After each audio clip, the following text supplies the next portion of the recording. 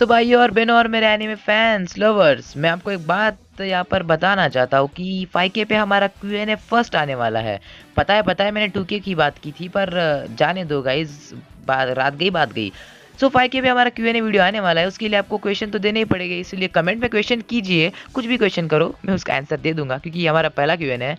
So let's enjoy the episode में आपको ये देखने को मिलेगा कि बोरुटो और शारदा आपस में लड़ते हैं, वो भी तलवारों से। और बोरुटो के सिर पर शारदा तलवार मार दी थी और बोरुटो के सिर से खून निकलता है और शारदा के हाथ पर भी बोरुटो स्वॉर्ड मारता है। और आपको ये भी पता है कि जो मित्सुकी होता है वो भी एक खतरनाक मूव देता है एक स्पेशल इंसान को। वो आपको एपिसोड के अंदर ही पता चलेगा, इसलिए एपिसोड को पूरा देखना। Let's start the video with A intro.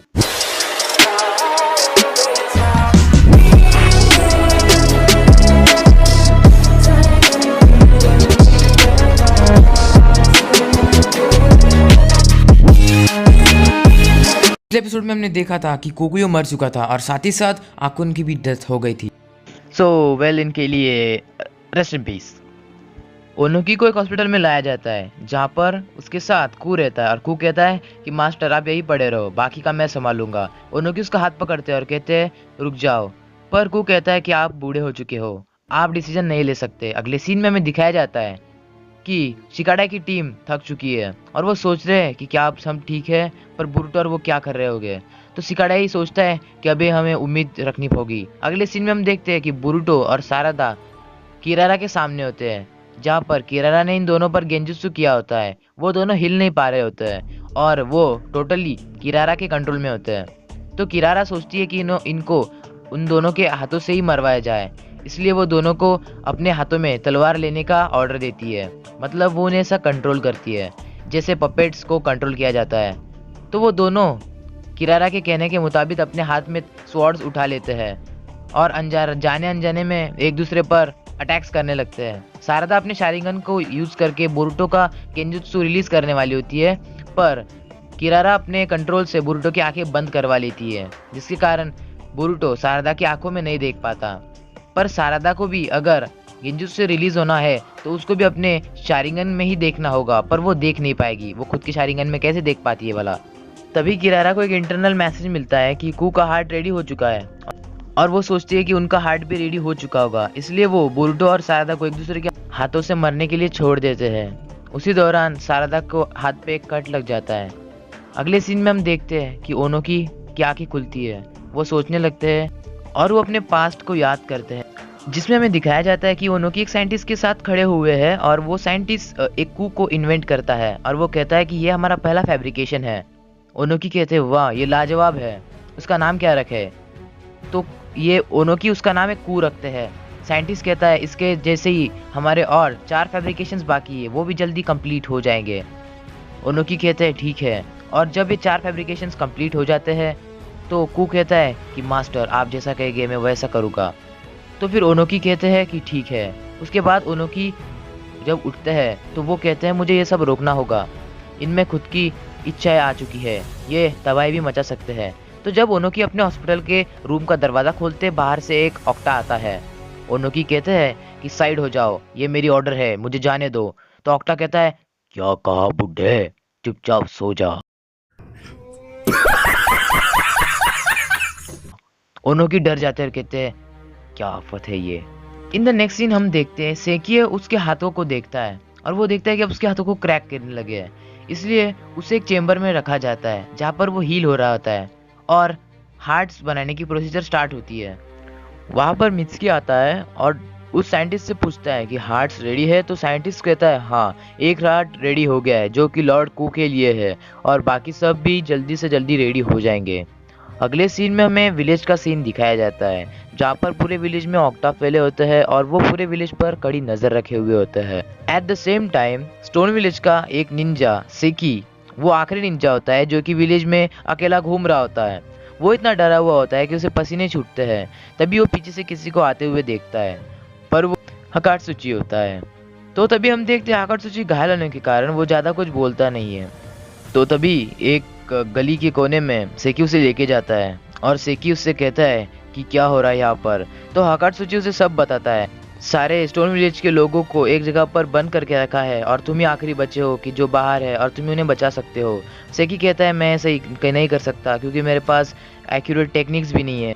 फिर वो बोरुटो के साथ की गई बातों को याद करता है और वो कहता है कि नहीं, मुझे खुद पर भरोसा है और मुझे मेरे विलेज के लोगों को बचाना ही है। और फिर वो भागता रहता है जहाँ पर लोगों को किडनैप किया गया है। अगले सीन में हम देखते हैं कि अभी सेकी हील हो जाता है और कू का हार्ट उनके हाथ में होता है जो कू को लगने वाला होता है। वो हार्ट लेकर वो कू के पास जा रहे होते हैं। यहाँ पर हम देखते हैं कि बोरुटो और सारादा लड़ रहे होते हैं। तो तभी कू का हार्ट बनने की न्यूज़ सुनकर किरारा वहाँ से निकल जाती है और बोरुटो और सारादा आपस में स्वॉर्ड से लड़ रहे होते हैं। तभी सारादा की स्वॉर्ड ऊपर चली जाती है और साइड में गिर जाती है। पर हम देखते हैं कि सारादा के शारिंगन एक्टिवेट होते हैं और बोरुटो की जो स्वॉर्ड होती है उसमें उसके शारिंगन उसके आंखों पर रिफ्लेक्ट होता है और उसका गेंजुत्सु रिलीज हो जाता है। और तभी वो बोरुटो के साथ भी वैसा ही करती है और बोरुटो का गेंजुत्सु भी रिलीज कर देती है। इसी के साथ वो दोनों ठीक हो जाते हैं। अगले सीन में हम देखते हैं कि आखिरकार मित्सुकी ने वो हार्ट यहाँ पर ला लिया होता है जहाँ पर कू होता है। कू कहता है कि ये बहुत जल्दी हो गया। मित्सुकी कहता है लॉर्ड कू, मैं आपके पास आ रहा हूँ। कू कहता है कि मित्सुकी, तुम बहुत अच्छे लड़के हो, मैंने तुम पे भरोसा किया है और तुमने वो निभाया भी, और अब हम इस पूरे विलेज पर राज करेंगे। तभी पीछे से बोरुटो की आवाज आती है। बोरुटो कहता है रुक जाओ। किरारा कहती है कि तुम बच कैसे गए। सो हम देखते हैं कि बोरुटो और सारादा कहते हैं कि हम तुम्हारे जैसे पागल नहीं हैं। अगले सीन में हम देखते हैं कि कू उन्हें अर्थ स्टाइल से ब्लॉक कर देता है और वो हिल नहीं पाते। मित्सुकी कहता है बोरुटो मेरे काम में टांग मत अड़ाओ, और वो कू के पास जाता है। कू हंसता है, कहता है कि अब हमें विलेज पर राज करने से कोई नहीं रोक पाएगा। तभी मित्सुकी जब उसके हाथ में वो हार्ट देता है तो बोरुटो कहता है नहीं मित्सुकी, तुम गलत कर रहे हो, ये गलत इंसान है। अगले सीन में हम देखते हैं कि जब कू उस हार्ट को अपने हाथ में लेता है तो उसके मुंह पर एक हंसी छलक जाती है और वो कहता है अब ये हार्ट मेरा हो गया, अब ये विलेज मेरे कब्जे में है, विलेज क्या पूरा वर्ल्ड मेरे कब्जे में होगा। तभी कहानी में ट्विस्ट आता है। मित्सुकी पीछे से कू को लाइटनिंग स्टाइल देता है और वो लाइटनिंग स्टाइल इतनी खतरनाक होती है कि मुझे ककाशी ने रिन को दी हुई चिदोरी याद आ गई। मित्सुकी का हाथ कू के आर पार हो जाता है। कू कहता है ये क्या कर दिया। मित्सुकी कहता है आर पार कर दिया।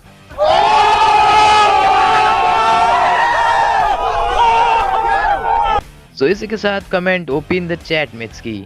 अगले सीन में हम देखते हैं कि वो जो हार्ट नीचे गिरकर फट जाता है वो हार्ट नहीं होता। कू भी कहता है कि ये मेरे हार्ट जैसा दिखता तो नहीं है, ये क्या चीज़ है। वो मित्सुकी के सांप होते हैं और वो बिखर जाते हैं। अगले सीन में हम देखते हैं कि मित्सुकी अपना हाथ घुसेड़ा हुआ होता है वो निकाल लेता है और कू ऊपर सीढ़ियों से नीचे आकर गिरता है, कहता है मेरा पेट, कोई मुझे इनो ला कर दो। सो अगले सीन में हम देखते हैं कि मित्सुकी कहता है कि यही मेरी इच्छा है और यही मेरी विल है। अगले सीन में हम देखते हैं कि ये देखकर सेकी कहता है मित्सुकी तुमने हमें धोखा दिया। बोरुटो और सारादा के ऊपर जो मड वॉल अटैक हुआ था वो भी निकल जाता है कू के गिरने की वजह से, और वहाँ पर बॉम्ब फट रहे होते हैं जहाँ पर ऑक्टाज को बनाया जा रहा होता है। हम देखते हैं कि जहाँ पर ऑक्टाज बन रहे होते हैं वहाँ पर बॉम्ब फूटते हैं जहाँ पर सारे ऑक्टाज मर जाते हैं और ये काम होता है कोनोहामारू का। सो गाइस अब ये हुआ कैसे वो आपको अभी मैं एक्सप्लेन करता हूँ।